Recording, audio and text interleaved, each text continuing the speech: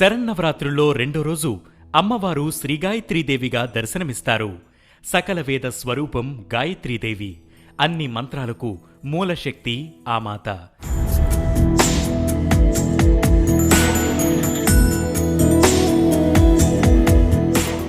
ముక్త, విద్రుమ, హేమ, నీల, ధవళ వర్ణాలు కలిగిన 5 ముఖాలతో శంఖం, చక్రం, గద, అంకుశం ధరించి దర్శనమిస్తుంది. ఆదిశంకరుడు గాయత్రీదేవిని అనంతశక్తి స్వరూపంగా అర్చించారు. ప్రాతకాలంలో గాయత్రిగా, మధ్యాహ్న కాలంలో సావిత్రిగా, సాయం సంధ్యలో సరస్వతిగాను ఈమె ఉపాసకులతో ఆరాధన అందుకుంటుంది.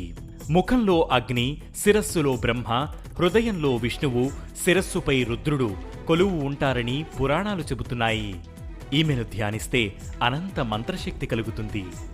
సకల దురిత ఉపగ్రహాలు శాంతిస్తాయి. బ్రహ్మజ్ఞానం కలుగుతుంది.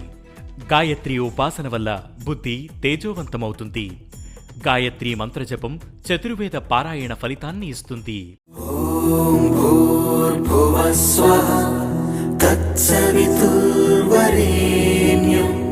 భర్గో దేవస్య ధీమహి ధియో యో నః ప్రచోదయాత్ అనే మంత్రాన్ని జపిస్తూ అమ్మను ధ్యానించాలి. అమ్మవారికి అల్లపుగారెలు నివేదన చేయాలి. గాయత్రి స్వరూపంగా వేదం చదువుకున్న బ్రాహ్మణులకు అర్చన చేయాలి.